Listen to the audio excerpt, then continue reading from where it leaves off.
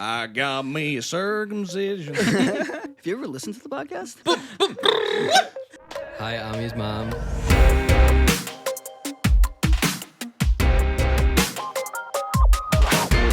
Welcome back to Buckle up, baby. episode 37.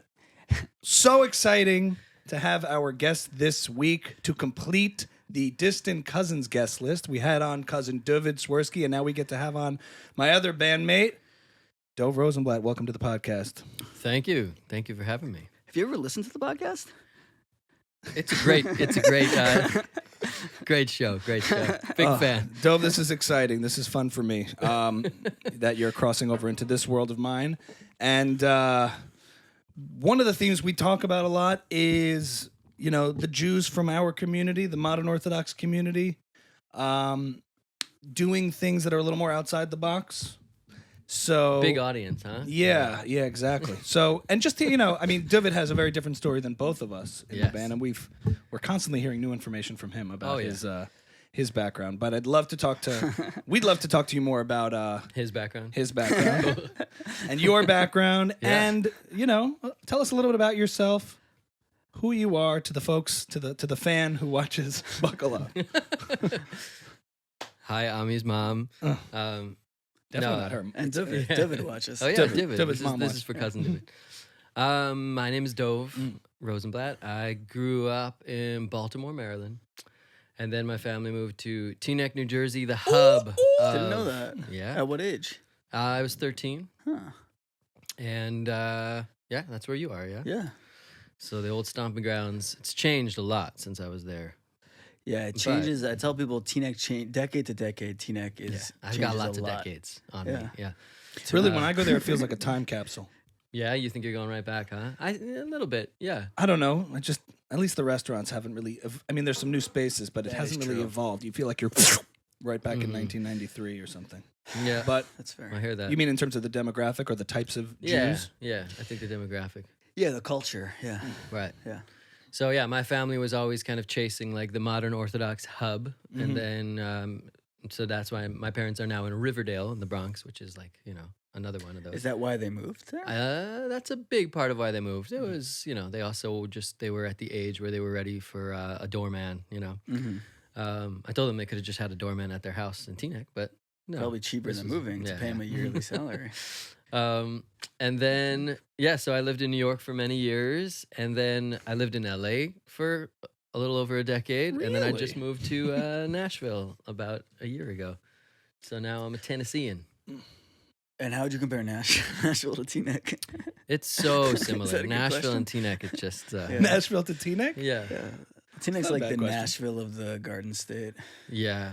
Oh, for sure. Line dancing and hoedowns all and of honky it. tonks. All of it.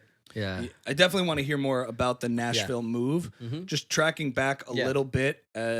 You know, I remember back in the day, there was a few of us in like the East Coast Jewish music scene that were taking music more seriously than just a hobby, you know? And you were one of the first people I think that somebody talked about to me as referenced, oh, do you know who Dov Rosenblatt is? Because I was doing like music in high school and starting to write original music, and I think a couple of friends of mine were at summer camp with you. You were the counselor, and you were like recording. Yeah, that's how I know Dove. Yeah, throwing it This to is Michael. Counselor. Yeah. That's So right. Michael was a camper of yours. That's correct. I remember. And what did you do to him? Well, Something with No, I'm ready to tell my story. something with a broomstick. Go ahead.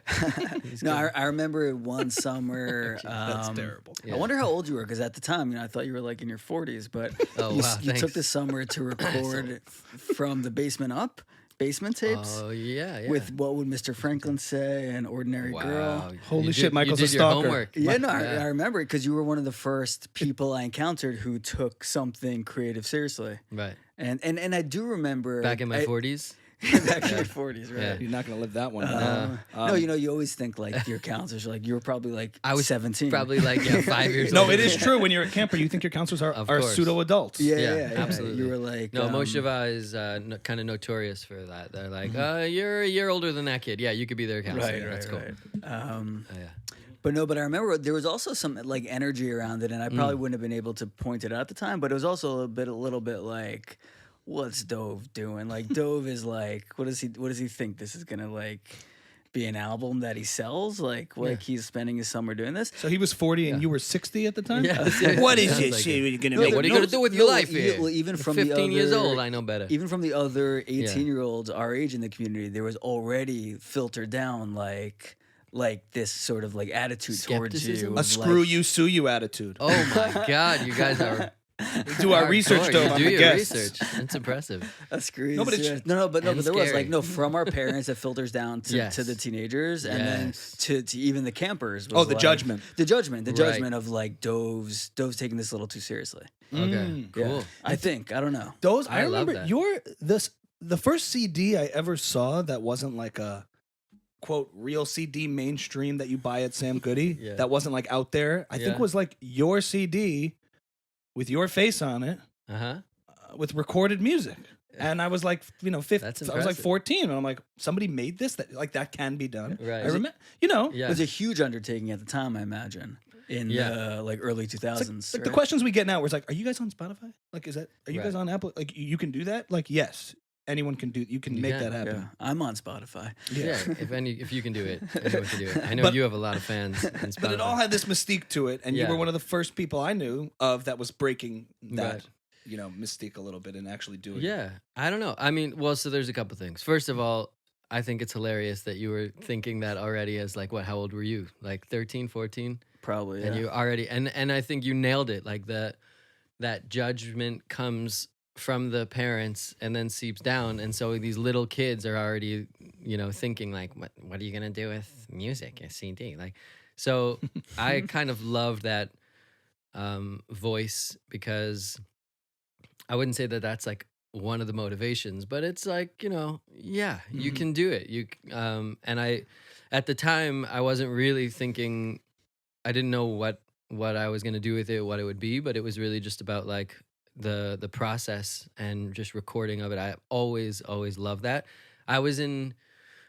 I started a band in second grade, and I remember going into the music studio when I was in second grade because a kid in my class, I lived in Baltimore, and a kid in my class, his aunt, like did the music at the Baltimore Orioles stadium. So like she had a studio where she produced all the music, and he took us there in second grade. And I was like, I have a tape of songs I've written.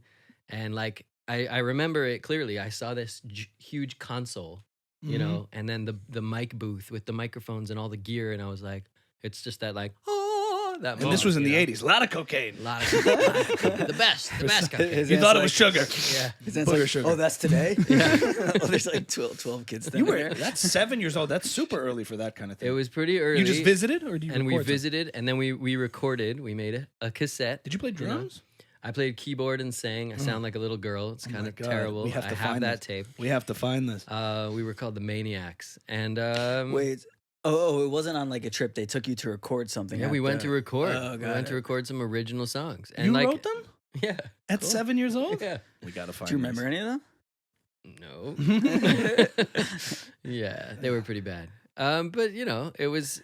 So Yeah. I've always loved it, and I never really cared really much about like what was gonna happen. I just knew that I wanted to do that, and so And do you think that Yeah. has anything to do with your father's in the creative line of work, right? Good question. Yeah, my dad is an editor. He just retired last year, but he was an editor for 50 years. And I think that definitely had a lot to do with it. I think I saw that he was passionate about something in the arts and just pursued it and made it work. He had told me all of his stories, like how his first job was at TV Guide. And like he would just take any job, and he just knew what he wanted to do and just figured out a way to make it work. And so I learned early on from watching him that it was possible to, pursue your passion and just figure out a way. Yeah, of Make all it the work. band parents, by far, Dove's parents Yeah. are just they show up at every gig, even the ones in LA, and they didn't live there the whole time we were there. But they're Right. at so many shows. I never got the sense from them that they were at all discouraging of creative endeavors. Was there a concern? Did they still have some of the Jewish gene in them? Of like, For sure. Yeah. Well, when you hit a certain age, you're like, okay, here's the fork in the road. What are you doing? And but they have been very supportive. There was, I mean, I remember after, so the band I was in college called Blue Fringe, Yeah. we were together all through college, and then as everyone was graduating, we hit this, you know, path where fork in the road, where it's like, well, what are we gonna do? And I remember in my apartment, all of us sitting there like discussing, you know, You're seniors in college at the time? Yeah. So we jumped from 7 years old. You're now a senior in college. Yeah, exactly. Nothing really happened in the middle there. Just pause for 1 second. Was there in the in between the high school Yeah. and like summer camp when you're like writing songs? That was Yeah. just you just sticking with it, playing guitar, piano, and Yeah, I always played piano, and then I went to summer camp, and I was like, I can't bring my piano. It's so nerdy to play keyboard. So I learned guitar, and my friend at the time, Avi Hoffman, was playing guitar. He ended up being the guitarist in our band. And yeah, so, and we had a band. It's actually me and Avi had we wrote songs together in summer camp. It was just always something that was a part of my life, and it was just always, as you know, like fun, a great outlet. Good way to meet people. Yeah. That's good. You play a little Glycerine by Bush, and it's just, you know, when you're at that age, you play the don't right let songs. the days go by. Glycerine. Yeah. I just fake, yeah. You have your go-to songs for that. For Totally. sure. Summer camp, it's a weapon. Yeah. I have, I have some questions Yeah. about your Blue Fringe days, unless you have. Yeah, we're getting. I want to. Okay, Yeah, go so for it, catch go back for it, up. go I for just we jumped from 7 to 20. Yeah. So now that was a you big got jump. to college. Blue Fringe happened because your very Blue first Fringe band? happened because so I knew Avi from camp. We were always playing music together, and I had gone in Israel to Yeshivat Har Zion to Gush, and I knew Chaim Danzig, who ended up being the bassist. We played there. We had a band in school, and I wrote this song there called "Flippin' Out" on Purim. It was for Purim. It was like a spoof making fun of the whole, you know, for people who rue aren't the aware day. of that. Yeah, Yeah. and that song, this was in my 60s already because I'm dating myself now. There was Napster This is the story how Dove went viral before there was viral. and Benjamin Buttons. Like I'm going backwards here, but it went viral really on Napster, and all of a sudden people were just sending. We went to a studio in Israel. We recorded that song, and that version just like started being passed around colleges. So when we got to college, it was 2001. The MP3 file was being shared around the MP3 down. was being shared on And Napster. I have a question about that. Yeah. So how old are you? 19? I was 18, 19. So what does it feel like? Like that's kind of the dream, right? Like you just kind of start, and then right away, Yeah. you have a hit. Like, and that was like a bona fide hit for like where you're like, what For that, yeah. for what that did little that scene. feel like as 18 to be like? Were you like, I'm done? Like I'm gonna be No, a Jewish rock star now? I mean, at that time, I really didn't know what, like, in the next few years, it exploded. So right away, I was just like, wow, it's just so cool that this little thing that you work on with a few friends gets passed That's around. how you processed it. Yeah, but I mean, I wasn't thinking, I did, for better or worse, it did make me realize, like, oh, wow, you can actually be successful at this. You know, like, it's not just for fun and a hobby, and all of a sudden, so like within the first year, it like exploded, and we were, you know, freshmen in college, and we were actually doing pretty well financially. All of a sudden, we're getting paid for concerts and being flown around. And like, the it was band Blue nuts. Fringe is born out of this song. The song came Yeah, first. because so the song came first. Right when we got to college, someone from University of Pennsylvania reached out to me. We heard the Flippin' Out song. Can you come play a concert and play that song? And so I was like, sure, let's put a band Is it together. the Hillel House at Penn or Yeah, something? the Hillel at Penn. cool. Yeah, Yeah, it was I've our heard this. first show. So we put a band together for that show. I knew Avi. Kind of like how we put a band together. Yeah, for something. You just put it together. Sometimes those are the opportunity. best when you don't overthink it and it's Yeah. just really natural. And I knew Chaim and I knew Avi. Chaim had grown up with Danny from Philly, who's a drummer. Who's like, I got a great drummer. There was actually a fifth member at the time, Matt Weinberg, who's now like Rav Moshe Weinberg. Didn't know this, And did you? You know him? Wait, what?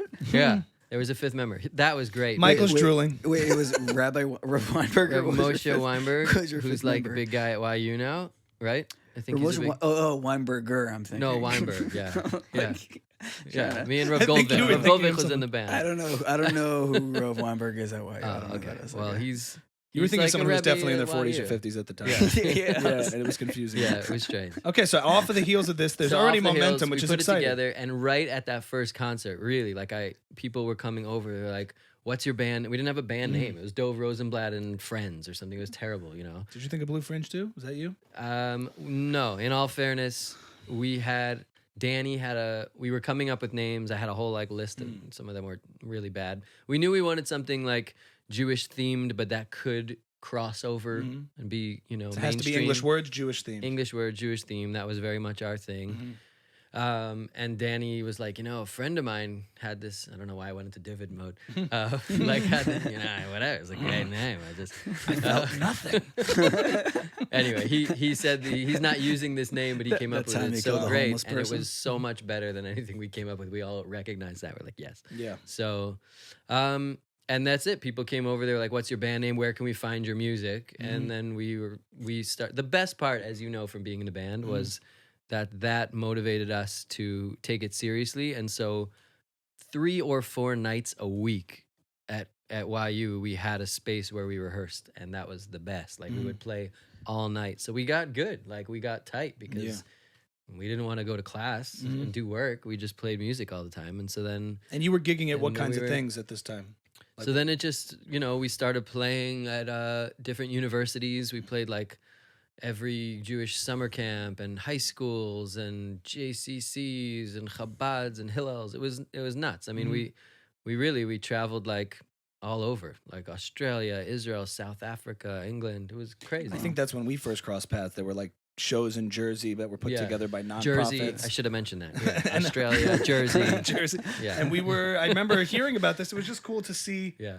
like, you know, in our scene of like the tri-state area, Jersey, and like Moshav band and all these other bands, you were kind of joined up with those, Yeah. with that Jewish music. Was that post college, I guess, or sort of in? It was in college. Yeah. I mean, yeah, and then we continued a few years after college, and then it was just like it's just not gonna work for people who want to get real jobs and families. Right. So and- during that time Yeah. when you were in college and playing all Yeah. over, was there also the pressure to be like, pick a major because when college is Oh, over, yeah. you're gonna have a job? of course, I Yeah. heard your voice in my head. What are you gonna do with this? What do you, you know, like my little campers are gonna be And- so disappointed when I'm a poor.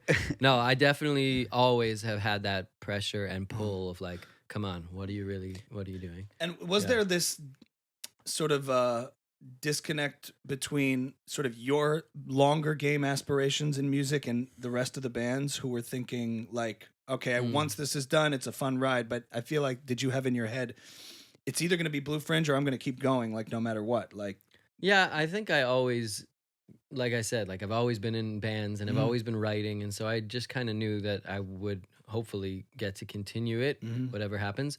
I would have loved for it to keep going. And I remember that talk in my apartment where like some people wanted to and some couldn't. And we were like, well, we can't do it if it's not all 4 of us together. And, but yeah, I think also like I knew that we hit a ceiling within the Jewish world because there's just, you know, there's only so far you can go. We traveled, we played all the places, you know, and there's just like kind of only so far you can go and as far as the success of it. And so, and I was always, the irony is that I never really listened to Jewish music. Like I didn't grow up listening to, I mean, you know, a little bit here and there it was on, but it wasn't like that's not what I preferred to listen to. I was always into mainstream, regular, secular music. And so that was also like, I knew I wanted to go that route too. did it become tiresome to have to wear the hat of a Jewish music artist and have that stick to you? And was there a part of you that like, Yeah. you know, where at first you kind of lean into it, Yeah. and then when it becomes something that you feel like you have to, I don't know, always match in terms of a persona.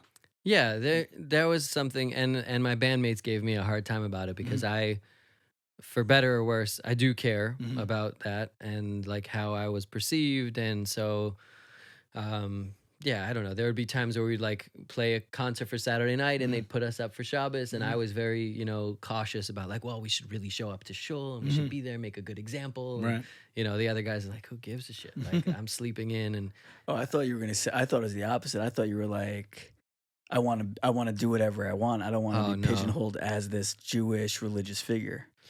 It was the opposite. You wanted you felt like you It's had not to that I keep wanted up a to. I did certain- definitely feel like I kind of had to keep something, or I was just at least like aware of it, you know. But it wasn't. It's like, you know, you're just like in a band. It's not Yeah. like anybody looks up to you for. But more, anything else. maybe more from an artistic perspective and less Yeah. like you know, sort of image perspective. There's Yeah. something about we're in the music business. We make music, and there is this maybe artificial divided line that we all put between. Okay, that's his Jewish music. Yeah. This is this audience. It's smaller. Right. And then there's legit real music. You know, Right. that's sort of how people perceive it. It's like, oh well, you make Yeah. Jewish music, so that's local. That's something people can say. Okay, fine. But I remember when we started. Yeah. And we started there was this whole other, you know, cachet that people were, you know, putting on it. Like, oh, they're like, but they're making like real. And I wonder Exactly. if that hierarchy is just something that we make up in our made up. heads, or have we come to terms with it in different ways? And maybe you could talk a little bit about it. Yeah, that's a good point. I think that it's a combination. I think like it is somewhat made up, but also, yeah, like for our music, I always knew, even though that we were singing Jewish themed and a lot of it was in Hebrew, I never thought of it as the same as the Jewish music. Like we'd be on these lineups of concerts with like the Chevra and everybody, and I was also young and just, you know, arrogant and thought like, you know, we're not in the same league as these bands, but we were. I mean, we were playing the same shows, and Right. in a way. But did you think of it in the same league as like, you know, the singer-songwriters you were listening to in the secular world?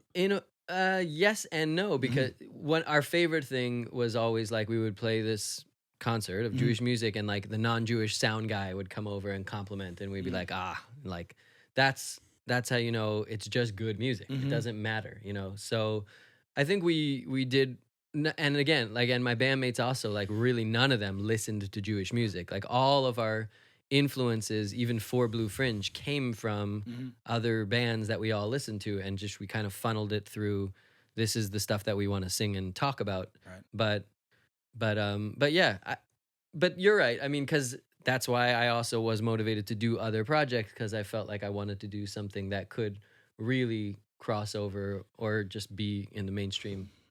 You know? I wonder if it comes from the fact that in those days, in order to break out to a wider audience, you had to play that game of playing the music that could resonate with wider audiences. And the minute you were doing Jewish music or singing in Hebrew, you were just narrowing your scope. It's not that you weren't proud of the music or it wasn't fulfilling, but I always said to myself, like, the second you hear a Hebrew phrase, it's like, okay, you've just caught out like 3/4 of the world. It's less true today. I wonder if there was a Yishai Rebo around at the time, crushing it and selling out arenas. If you would have perceived doing Jewish music differently, or I would have perceived it differently, because now you can build up audiences in such a more organic way that like the lines are so blurred. Like say a phrase in Hebrew. Matis Yao hadn't made any records yet. There wasn't these like trailblazers of people who had opened it up a little bit. So it's true. Well, to jump all the way forward, just a week ago, I started recording my first solo album, and it's all Hebrew. And I just showed you some of the rough songs last night, and it's exciting. I wasn't thinking much of it, and this one really is a passion project, and I just have had these songs, melodies like lying around for years, and I just really wanted to get it out there and just do it. And now the irony is that I have this kind of, I don't know, I just have this feeling, even from the people I've been talking to. I'm recording it in Nashville, and like a couple people who aren't Jewish at all have heard about it, and they're like very interested to hear it. You know, I'm like, are you sure? It's all in Hebrew. They're just Hebrew prayers. They're like, yeah, I want to hear that. That sounds awesome. So yeah, I think there's a lot more openness to it, and just people are, I mean, what's the band? Sigur Rós. Have you ever heard their music? It's Gaelic, incredible. right? I don't know what doesn't matter. Like, I don't know what the hell he's saying. But I love it. It's great. So, like, if someone looks at my Hebrew album like that, who cares what he's saying? Interesting to come full circle at it, which I want to get to the in-between part between Blue I'm Fringe jumping. and that. I like. But yes. No, just I mean, Zusha, I think they're on the world, like the world music charts. Like, Oh, yeah. So Right, I mean, that's exactly. what it is. It's just like cultural, indigenous music that whatever. I would love to see you come back onto the Jewish music scene, because now I think it is like the artists are religious role models. Yeah. Like even like Yishai Reba was like giving Divrei Torah, and like Zusha especially. They're like, I would love to see you, like, it's almost like coming back from the past to be like, no, man, there's a different way to do it. That'd be really exciting to see. But what do you want to ask about? You want a Dvar Torah? I'll give you Dvar Torah. No. This thing's smashed as pancakes. Well, so Blue Fringe is at that crossroads. And how many years after college did it eventually people go their separate ways? Because there was a window. So it was probably like 3 or 4 years after college. Like we were together 8 years, right? Or 9 years. And then it reaches a crossroads, and you're like, okay, guys, I'm going pro. Not that it wasn't before, but I'm going the next step and continuing. Well, right at the end of it, I guess I've been lucky that these projects kind of fall into my lap in a way. Like right at the end of it, someone who was a fan of Blue Fringe and of C. Lansbaum, who's a great guitar player, who's in Innocence that turned into Soul Farm, they approached us and said, we want to put you guys together, and here's funding for an album. So while I think it was like in the last year of Blue Fringe, I was also going to C's studio and recording, and we ended up writing a ton of songs together and put an album called Fools for April. That was our band. And so that led to that, and then it was all kind of like Damien Rice, right when Damien Rice's first album came out, and Amos Lee, and it was just in that vein. And so that fulfilled that need for me to like get out and do some music that wasn't Jewish music. And did you were you like resentful at that point? Were you like, I'm not going to touch Jewish music, or like, were you like, I was a little bit jaded. Do you have a chip on your shoulder? No chip on my shoulder. I was a little bit jaded just with the scene because I mean, like we were just talking about, some music is either good or bad. It doesn't matter what it is. But there happened to be just a lot of just kind of schlockiness, I don't know how else to say it, around a lot of that scene that I was just kind of done with. Unprofessionalism and things of that nature? Yeah. I Define for the folks. Yeah, the schlockiness. We have a very diverse audience. Laziness. In what sense? Yeah. Schlockiness. Is it industry Get related, or is specific, it like or use names? What? So get specific. Use names. This is time for our segment called Name Drop, where we Name talk drop. shit. No, like schlockiness in what sense? I'm actually curious what you mean. Like things were just kind of unprofessional, and they just, you get treated like the help. Like there was one show where we were playing, I think it was like in Lawrence, New York. And the guy who hired us like wanted to show us off like we were Lawrence. Wanted to like show us off like we were, his monkeys, and like invited people over. He's like, sing for the people, sing. Let me show them what you're gonna play tonight. Sing. We're like, it's a rock band. Like, wait, you'll hear us tonight.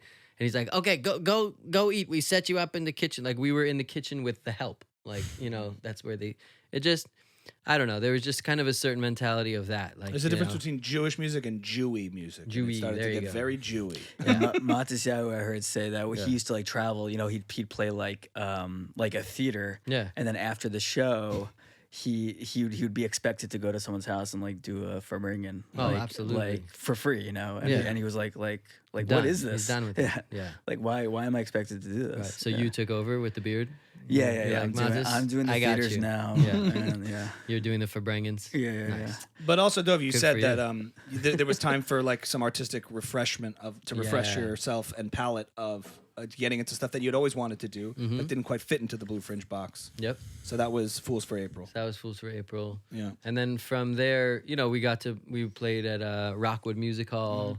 We actually opened for Amos Lee. I saw that show. You were there? I was there. Nice. Really? Yeah. Oh, I went with you. Yes, you Oh, did. look at That was one of the Oh. greatest experiences of my life, hearing Amos Lee. You too. Yeah. I knew that's where you were going. Amos Well, Lee Amos Lee sing. did slay. Of Remember course. that? It was I like- was a huge fan. I didn't know a I human am. being could do that. It I was just saw him in so Nashville at incredible. the Ryman Auditorium, and it was incredible. Yeah. Yeah, So this he was like a tiny he little still got room. it. Closet. We were all Yeah. just like this. Yeah. You guys played. It was nice. Yeah. You guys played. It was great. Yeah. And he came on. I remember. And that was pin drop. kind of Yeah, thing, yeah, where yeah. It blew my mind. Yes, with just an acoustic. Yeah, And his yeah. voice. And he's still thinking also, like, what am I gonna do with this? Like, what am I gonna? you could am hear I the gonna floors make a creaking living? as people are just like swaying back and forth. It was Yeah. dead quiet. Yeah. But you were now joining up into that scene. So that was Yes, we were cool. joining up into that scene, and that gave me the exposure to the real music scene, if you will. Yeah. For better or worse. There's the secular Yeah. music scene. Yeah, We don't yeah. have to say more real, less real. Just a different audience. Yeah. And a different approach and different styles of music. yeah. And that went on until then you moved to LA at what point? Moved to LA in 2010. So yeah, I had been finished with Fools for April. It's wow, I can track my everything through bands that I was in. true. I started working with Talia Osteen in a band, The Wellspring, which was a crazy story actually, because C and I had a meeting with her. She was working at this production company in film, and we really wanted to get our songs into film. That was like 2009 or something. You know, it was starting to become a big thing, and I was just learning about it. So we had a meeting with her about it, and I sent her music, and she was like, I love your music, and, you know, I actually write poetry, and I would love to write songs. Maybe I could send it to you. And she sent me an email of just a ton of poems, and I experimented with, like, putting some music to some of them, and we ended up with, again, just like a whole batch of songs that we didn't intend to start a band, but she ended up leaving her job, which was a nice job as like a big production company. And then we went, yeah, that was a whole nother. And that was in conjunction with when you moved to LA and started working. Right. It was right around that time. I think we started like a year before I moved to LA, and we went on tour. She's incredible and figured out a way to get us on tour. Like within our first year of being a band, we were opening for Ben Queller and Pete Yorn, like 30 city tour. That. Yeah. Wow. This was your so post Fools for April, you formed a band called The Wellspring. The Wellspring. And began touring very quickly. You had development for like a year before it was like kicked off. Exactly. Yeah, we just got right into it, and you're how old at this point? I was 29. And right around 30. Married? I was married. And are you moving to LA thinking like I really hope I figure something out, or are you like, this is what I'm doing, I'll figure it out? Yeah. You know, are you like I'm a professional musician, one way or another, I will work in LA, or I think I've always, it's again for better or worse, but maybe it's naive or whatever, but I have always had this kind of comfortable feeling inside, like it's gonna work out. I'm gonna make it work. You're an optimist. An optimist, and also, you know, for sure there were ups and downs. I won't lie that there was like I was always making it, but I was always getting by, you know, with making a living from music enough that, you know, even if I had to have a side job or something, like I would do that, and I was okay with that, so that I can continue. I can attest to this. Dov is like one of the few artists out there. He's like a serial entrepreneur, and most people, we talk a lot about the process of people being trapped with all of their ideas and aspirations in their head, and how they have a lot of trouble, especially creatives, turning those things into tangible things, into material things, into real things. And you've never had that issue. It's just not something I've ever really noticed in you as a creative person. Dov, if he has an idea, it's like, all right, let's try it. And he can do it. Just like, there's not much of a barrier or resistance. Thanks, man. You know, like when we started writing music together, I remember we'd write like a verse.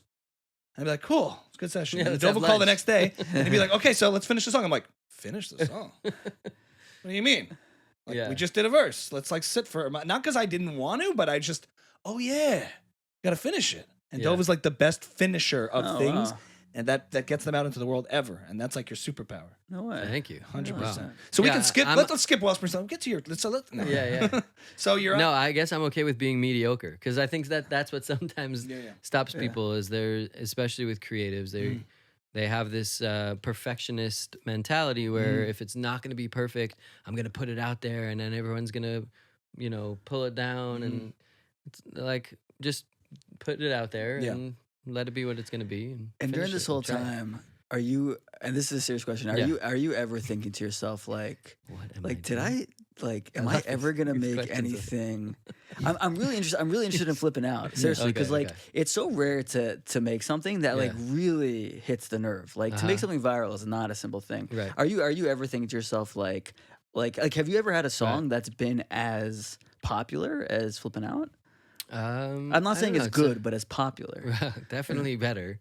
Like musically, a lot better. You know, has Distant Cousins like been listened to more than I don't Flippin' know. Out? Well, I guess now we have like that's the answer. Right. I mean, we have the metrics now. Like on Spotify, you can see, you know, the millions of streams for Distant Cousins. But we've had a wider audience because of the types of music that we did. Exactly. You've had millions for Distant Cousins. Probably Flippin' Out is there was probably a ceiling. If there was Spotify back then, I don't know how many numbers. You've told me about this. If there was infrastructure back then in place for a song, there was not YouTube. We didn't have a video of it. I mean, like it was viral on Napster. No one knows what Napster is. Like, I think if there were those metrics, it would be a different story. But at the same time, it was like you said, it struck a nerve. It was like this, social satire. It was in that little scene, it.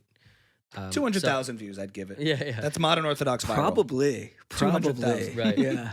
But okay, so you're on. I just want to. For Dov's got that out of my story system. a little, which is interesting. No, I want to get back to that. The you're on tour. You're doing. You're in it. You're hyper productive musically, constantly involved in projects. Maybe too much. Then I arrived in LA, and everything. Then my life changed. My life changed. So then, I guess we could get up to buckle up. Yes. Here we go. Then we started working together, and you're active in playing with the Wellspring and doing that. And I think I was about to move to LA, and I remember we met up for coffee, and the Jewish moms were like, you should meet up with him. He's coming to LA. He also was trying to do. You guys both do your little music games. The thing with the strings. What do you call it? He's also doing the thing. What are you gonna do for a living? Yeah. So then we met up for coffee and just brainstormed a little bit. And I had done some commercial stuff. I had also been trying to hack away at it a little bit. Yeah. And And did you end the Wellspring to start Distant Cousins? No, I was still doing both. I only in the last few years, even though now I'm doing it.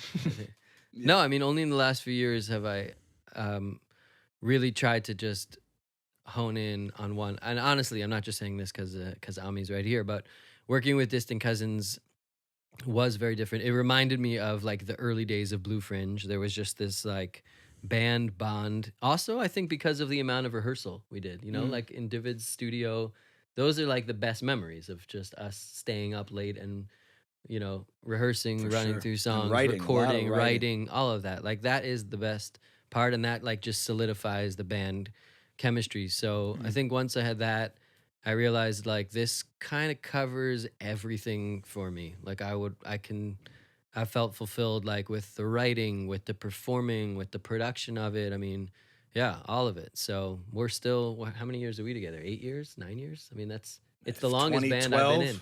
I'd give it 10. Yeah, so it's the longest band I've been in. All We're right. all 62 now. And it's it was a very healthy. As a 65-year-old on ARP. We also had the healthy, I think, approach of we all came from different bands and projects, and you get a lot of mistakes that you've made dynamics-wise and how you interact with people creatively and collaborate. You get that out of your system and learn from those mistakes. And we arrived all together with a pretty healthy dynamic. You know what else that people don't often think about, but it's that we're a trio.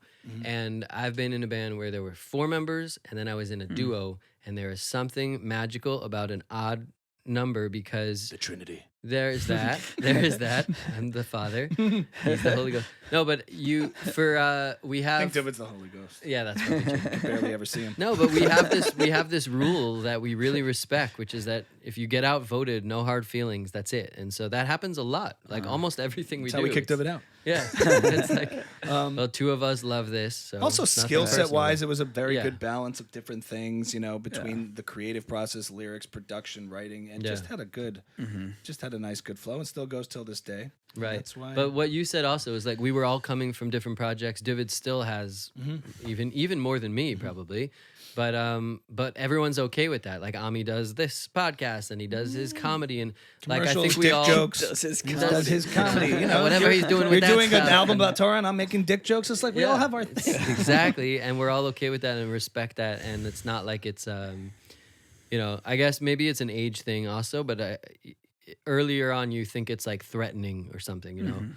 So I think that allows us to have those other outlets and come together for that project that we all work on and love. But it is kind of funny that full circle that now I am working on making a Jewish record. And Blue Fringe just reunited and played. And Michael wants to be your manager. This whole podcast was set up. Michael is offering to manage the band and bring it back together. Yeah, I don't know, man. A little too skeptical, it seems. But we did. We had a reunion after. What we talking about? You're like about Blue Fringe. Yeah. Can we just talk about flipping out, please? Will you sing it? Okay, sorry, was that hard? Are you kidding? Annoying questions? I was just this last Saturday night we were in the Catskills and the bungalows and we were hanging with a bunch of people and they were like, "Oh, you're a musician. You get him a guitar. Get him a guitar. And then, people like to pretend that they don't know about it. And then, sure enough, he's like, "You're in a band. You're in a band. Oh, the Tucha song. With girls. Can you play it? So surely." And then he starts knowing more details about it. I'm like, dude, why don't you just start off by saying, "Hey, I'm a fan. Can you play?" No, but I'm fine with it. I think it's flattering. But we had a reunion. It was incredible. Sababa Fest. If you have not been, you should check it out. I am so impressed with that place.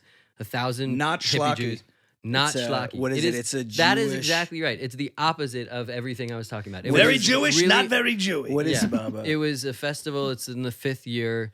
It's extremely well organized. Like we rolled up and there was a ton of volunteer security telling everyone where to park and showed us to our RV, and the campgrounds was beautiful and all set up. There was music going on a stage with like good sound, good lighting. It was so well done. It was not what we expected, but we hadn't played together in well over 10 years. And it was just so fun to be together. Like on the one hand, there was a little voice inside that was like, "Oh, this is a little bit sad." Like, you're that reunion concert where people nostalgia are act. coming over and they're like, "Oh my God, I listened when I was a little kid." Like, yes, I know, I get it. We're old, but it was just so fun. Like we were all just so appreciative to be playing. And also you see the power. I know this sounds cheesy, but you see the power of music and it puts you in this place. Like for us and for the audience, they were just singing along to every song because they were just remembering where they were when they were listening to it. It's like, it's just cool to see that music has that lasting power. David always talks about like how, part of the reason he loves being a songwriter is you kind of escape mortality in a way. Like your songs live on. If they're good and people like them, your songs live on well beyond you're gone. Yeah. So that's really He's already in his powerful. 70s, so it makes Well, sense. I'll tell you what, exactly. I'm so We're interested. I'm so interested in Blue Fringe because I think like from our background, Yeah. like sort of, it's really the story of like how to have a proper professional creative career of like, I think most people might look at you and think, "Oh, flipping out," and then he probably just became an accountant. But like really, if there's someone out there that's trying to do this, like that was a blip on this very long sustainable career of like fulfilling making of music. Yeah. And like it's important, I think, to see that of Yeah. like for someone looking from our community to look at you and Yeah. and understand that like you can have flipping out and then you can have a whole different thing after that. And Yeah, you definitely. I mean, that's a part of what the band represented of being on the fringe, obviously. But like, you don't have to fit in that box and just be exactly like the. I mean, I wouldn't be a professional musician if I cared that much about what the community thinks. I can't tell you how many, meals on Shabbat people give you a hard time about it. Like, really? Come on, like as you thought all the way back when you were a little camper. That's the same thing everybody thinks, but I just don't care. I'd rather do something that I'm passionate about and happy with, and thank God been able to get to back. rid yourself of the idea of how you are in somebody else's head is really something that is just a real waste of energy. And that does come with your 40s, by the way. Now that I'm actually in my 40s. Oh, interesting. People talk about that. Like you just really stop caring because I don't know what it is. It clicks. It's I feel like I you don't know. tell yourself you stop caring well before you do stop caring. Yeah. No, Like, now it's you like I just don't really care, do. but you like want to sit there and like you said, you had a chip. Like I want to prove to these people that I don't have to be an accountant. I can do this, and it will work for me, and I'll figure out a way for it to make it work for me. Yeah. And that motivation is still like,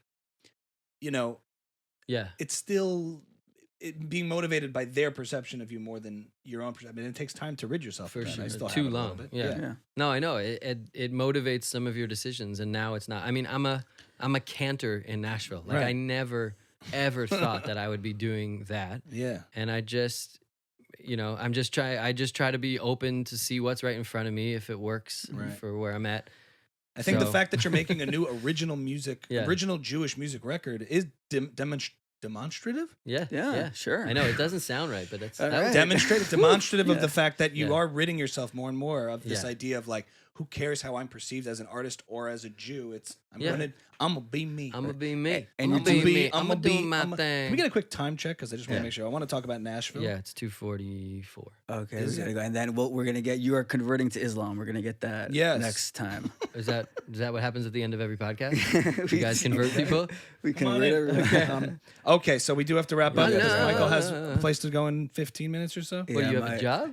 No, I want to No, talk I to don't you have about a what job. you're I'm doing, trying to dude. have a This is job. what you're doing with your life. Correct. Buckle up. So just to I'm wrap writing a up, biography about you. Oh, perfect. his next job, managing the Blue Fringe reunion tour. Actually. So now do you it. are in Nashville and you're recording an album of original Jewish music. Very exciting. When can we Jewish expect- country music. When can we expect that, though? No.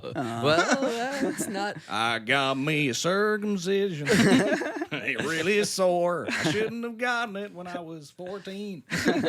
Hot damn. I can't wait. Yeah, you should hear it. It's called Big Bad Briss. So when can we expect it? Any idea? In like an hour. No, we're in the middle of working on it, and then I'd say in the next. I think I would like to try to release it right before Rosh Hashanah, before the new year, which is coming up soon. So, but yeah, it's the same thing you were talking about before. Like I had this idea. I knew my wife was going away with the kids for a couple of weeks, and I was gonna have time that I never really get. So I was like, how can I be most productive? So I booked this producer and studio and just went in every day, and we're pretty much finished with it. Now we have like a couple more things to track and then mixing. So like within the next month or so. And I'm not sure.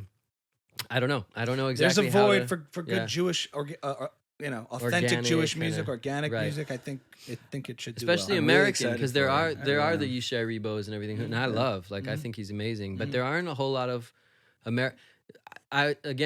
were talking about like I was insecure about it for a long time too, because I have friends who are Israeli, and I know that the way I say Hebrew they think is funny and it's silly because they know it, but this is the way I was born saying it, and I'm like, all right, I'm just gonna do it. Like you pronounce your tufts correctly. So yeah, is that the Reish, the tough.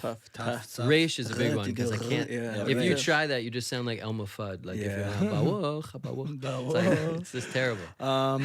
Yeah, and you're feeling mission driven these days. As now you mentioned, you're a cantor in Nashville Yeah. now. Are you feeling like another part of your life of like kind of being more community driven and building that up?